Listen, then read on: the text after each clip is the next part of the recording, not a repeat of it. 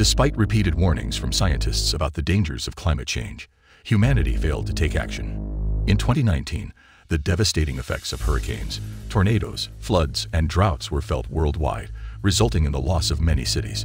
In response, world leaders led by the United States banded together to develop a net of thousands of satellites called Dutch Boy. This net would deploy countermeasures designed to manipulate the basic elements of weather in order to neutralize storms. The architect of the Dutch Boy project was Jake, and although it was currently under U.S. ownership, it was slated to be transferred to an international council in 3 years. Jake is summoned to a disciplinary hearing by a U.S. Senate subcommittee after punching a federal inspector and activating Dutch Boy without authorization. Despite his brother Max's attempts to stop him, Jake is defiant and confrontational during the hearing. During the hearing, Jake defends his actions, explaining that he punched the inspector because he was endangering his life by touching the machinery, and he activated Dutch Boy to prevent a catastrophic storm that would have killed thousands of people. However, the Senate is unmoved by his explanations and demands that Jake comply with their demands, including firing some of his team members. After the hearing, Jake runs into his brother Max, who has been put in charge of Dutch Boy by the U.S. Secretary of State. Max informs Jake that he will be fired because it is in the best interest of the project. Jake is devastated by this betrayal and refuses to speak to his brother again.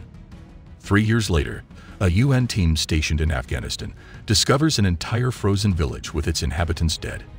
They send a recording of their findings to U.S. President Palma, who decides to keep the discovery secret. There is evidence that Dutch Boy may have caused this disaster, but the politicians decide not to shut it down, fearing negative press attention. Max suggests sending someone to investigate the malfunction, and Secretary of State Deckham recommends hiring Jake for the job because, despite Max's dislike for his brother, Jake has the most knowledge of the station. At the same time, in the Dutch Boy, the satellite responsible for Afghanistan is being examined. Engineer Habib discovers some strange data on its hard drive and decides to make a copy, which he hides in his locker. Afterward, Habib attempts to return to work, but he becomes trapped when the doors suddenly lock and the windows shatter. Habib is propelled into space and dies instantly. The following day, Max visits Jake, who is now living in Florida after his divorce, and sees his daughter Hannah twice a month. Jake doesn't want to see Max and attempts to send him away, but Max informs him of the incident in Afghanistan and the airlock accident, asking him to rejoin the project. When Jake refuses, Max changes his mind by pointing out that his invention is causing fatalities. Later in the Hong Kong offices of the Pacific Climate Council, Long discovers something unusual about the Afghanistan incident and tries to call Max to warn him, but he receives voicemail. Long goes to the market to purchase groceries and observes how hot it is. The temperature is so intense that a cat seeks shelter in the market's refrigerator, and Long's eggs fry on the pavement. The ground begins to shake, and fire whirls destroy the streets. Long flees in his car, weaving through the panicked citizens and crumbling buildings, finally stopping outside the city when the temperature drops. However, when Long turns around, he discovers that Hong Kong is now in ruins. As Jake prepares to depart, Hannah becomes upset because she thinks Jake won't return, and he's always been unreliable. Jake assures her that he will be back. Shortly after, Jake boards a shuttle and travels to the Dutch Boy. Feeling at home once again in space, he meets Commander Fassbinder, the chief scientist of the station, and she introduces him to her main team, which includes security officer Dessette and system analyst Duncan. They believe the incident in Hong Kong was a gas explosion because that is what the news reported. However, Jake is confident that it was caused by the same issue that froze the village. Meanwhile, on Earth, Max spends time with his girlfriend Sarah, who works for the President's Secret Service. Long interrupts them with a call, informing Max that the heat he experienced before the incident implies that it wasn't a gas leak. Long attempts to verify his theory by accessing the Dutch Boy, but his account, as well as Max's, has been blocked. Someone in the government is concealing a system flaw that has the potential to cause a geostorm, which involves simultaneous catastrophic weather events occurring worldwide. Max promises to investigate the situation. After the call ends, Sarah is summoned to work because the president has scheduled a last-minute press conference, which seems sudden. Meanwhile, Long continues to attempt to log in when the power goes out. He hears voices in the corridor and hurries to hide. As a result, Long watches as U.S. agents confiscate his computer and all of his documents. In the Dutch Boy, Jake discovers that the logs of the Afghanistan satellite were erased due to a malfunction. To investigate possible corruption, he orders his team to check the logs of the other satellites. The following day, Max meets with his friend Donna, a cybersecurity expert in the government IT department, to investigate the blocking of accounts. Dana confirms that someone deliberately programmed the block to look like a glitch. Max video calls Jake to inform him of possible foul play in the incidents. Jake is pleased to hear this news because he believes that the Dutch boy is well built. Max grants him permission to retrieve the Hong Kong satellite, but Jake disagrees, feeling that he doesn't need his brother's approval. Max reminds Jake that he has always had to clean up after him since their parents died. If Jake doesn't behave, Max threatens to fire him again. Upon arrival, the robot arm that retrieves the Hong Kong satellite malfunctions, causing significant damage to the hangar and destroying the satellite. The team retrieves the salvageable parts, but the accident created an electrical short that fried all the drives. Jake assumes that there is no proof of corruption to examine. Dusset tells Jake that he has found something while examining the video of Habib's death. The exploded panels had drives inside, and one of them is stuck in the communication tower. Jake and Fassbinder go on a spacewalk to retrieve the panel, but Jake's suit malfunctions, causing him to drop the panel and collide with the station. Jake manages to hold onto a wire and avoids floating away while Fassbinder brings him back inside.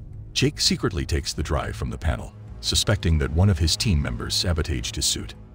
After analyzing the retrieved drive, Jake and Fassbinder discover no signs of corruption, confirming that someone is intentionally causing the accidents.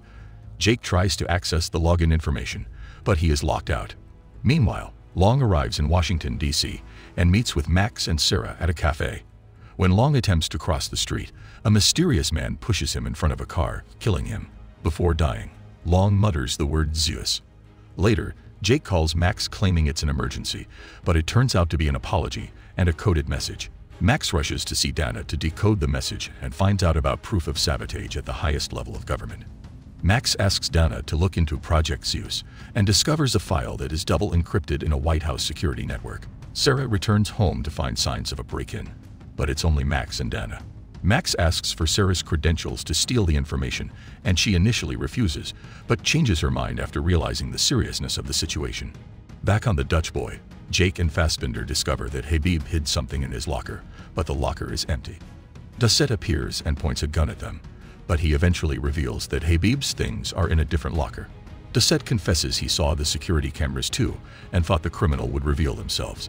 The trio opens the right locker and finds the copy of the drive, which reveals that a virus has been put into the station's system.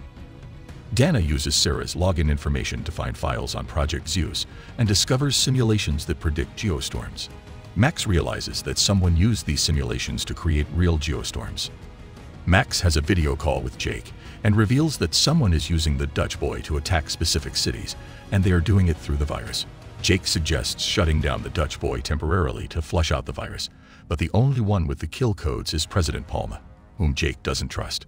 Max suspects that someone with power blocked their accounts, and he must find a way to obtain the kill codes before the International Council takes control of the Dutch boy. Max asks Jake to monitor the satellites while he finds a solution. President Palma is heading to Orlando for a convention, and Max convinces Sarah to help him steal the kill codes. Max tells his bosses that he's visiting his dad in Florida to board the plane. Meanwhile, the Dutch boy receives warning messages that 200 satellites are malfunctioning, leading to destructive geostorms around the world. Unable to shut down the station, Jake launches spare satellites to replace the malfunctioning ones. They replace the satellite in Rio de Janeiro, but another alert comes in that a geostorm is starting. Max sees the news of the disaster and discovers that the storm is heading to Florida next. Deckham confronts Max about his father's death and demands the truth. Max tells him that the president is behind the incoming geostorm, but Deckham reveals that the president himself is the code, making it impossible to obtain the kill codes. As the geostorm approaches, Max and his team come up with a plan to divert the storm away from Florida. They use the space shuttle to send a virus to the Dutch boy that will overload the system and cause the kill codes to activate. The kill codes shut down the Dutch boy, and the geostorm dissipates, saving Florida. The crew needs Duncan's fingerprints and eyes to activate the shutdown, but they discover that the station has initiated the self-destruct sequence on its own.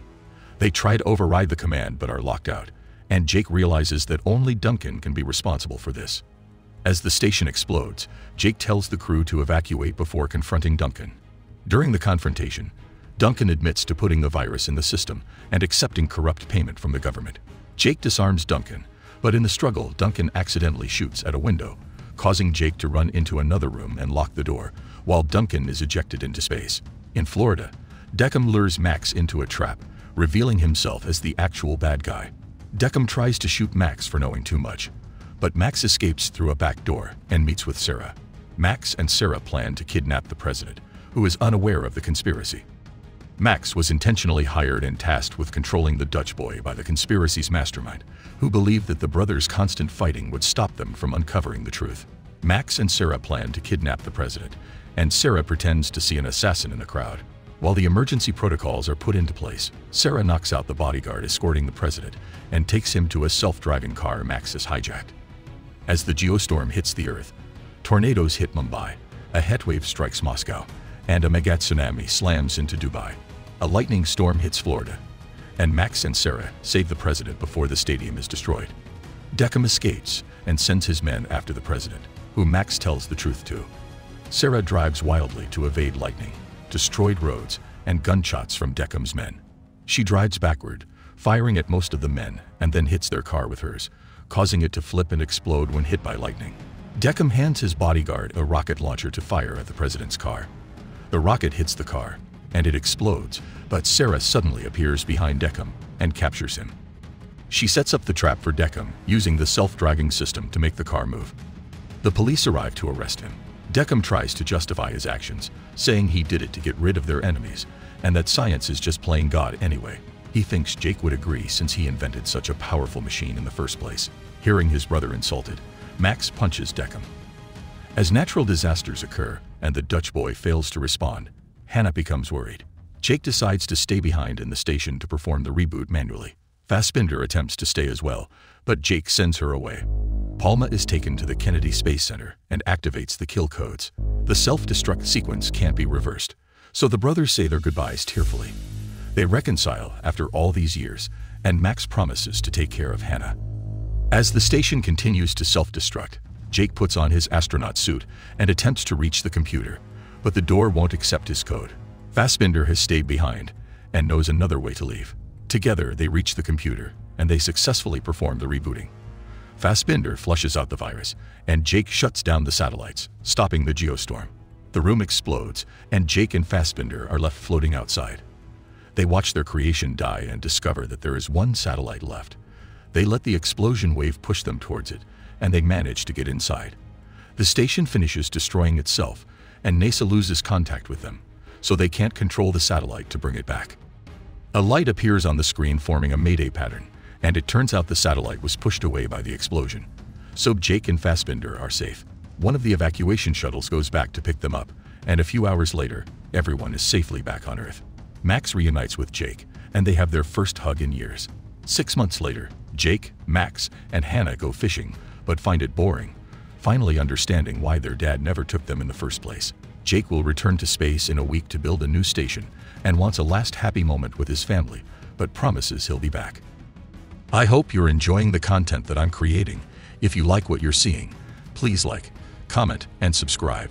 And don't forget to tell me what I should fix or improve on in the future. Your feedback is greatly appreciated, and it helps me create better content for you. Thanks for your support.